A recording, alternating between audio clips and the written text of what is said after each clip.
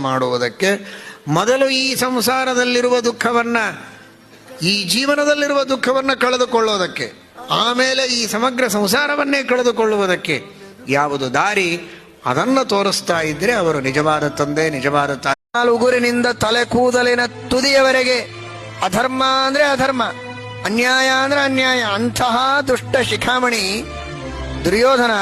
ಆದ್ರೆ ಅವನಿಗೂ ಗೊತ್ತು ಒಂದು ರಹಸ್ಯ, ತಾಯಿಯ ಆಶೀರ್ವಾದದಲ್ಲಿ ಬಹಳ ಶಕ್ತಿ ಇದೆ ಅಂತ.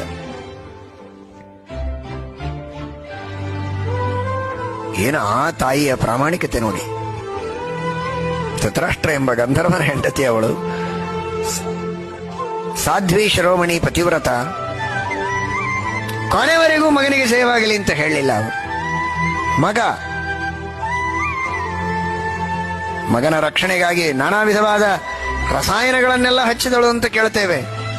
ಅದೆಲ್ಲ ಮಾಡಿದ್ದಾಳೆ ಪ್ರೀತಿಯಿಂದ. ಆದರೆ ಮನಸ್ಸಿನಿಂದ ನಿನಗೆ ಜಯವಾಗಲಿ ಅಂತ ಒಂದು ಆಶೀರ್ವಾದ ಮಾಡಬೇಕಾಗಿತ್ತು, ಮಾಡಲಿಲ್ಲ. ಯಥೋ ಧರ್ಮಸ್ತಥೋ ಜಯ, ಧರ್ಮ ಇದ್ದಲ್ಲಿ ಜಯವಾಗತ್ತೆ ಅಂತ ಹೇಳ್ತಾಳೆ ಅವಳು.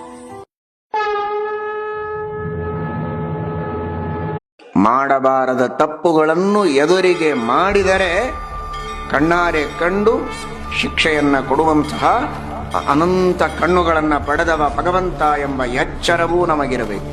ಅದ್ಭುತತೆಯನ್ನ ಮಾತ್ರ ತಿಳಿಯುವುದಲ್ಲ, ಆ ಅದ್ಭುತ ಗಾತ್ರ ಇದೆ ಅಂತನ್ನುವ ಕಲ್ಪನೆ. ಯಾಕೆ ಅಂದ್ರೆ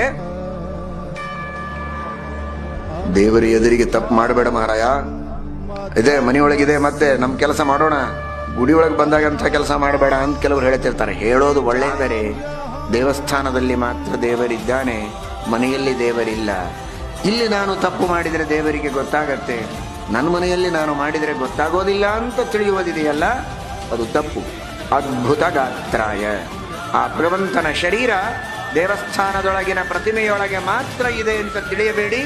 ದೇವಸ್ಥಾನದಲ್ಲಿಯೂ ಭಗವಂತ ಇದ್ದಾನೆ, ಮನೆಯಲ್ಲಿಯೂ ಇದ್ದಾನೆ, ನಿಮ್ಮ ಆಫೀಸಲ್ಲಿಯೂ ಇದ್ದಾನೆ, ನೀವು ಎಲ್ಲೆಲ್ಲಿ ಹೋಗ್ತೀರೋ ಅಲ್ಲೆಲ್ಲ ಇದ್ದಾನೆ. ಇಲ್ಲದಿರುವ ಸ್ಥಳವೇ ಇಲ್ಲ.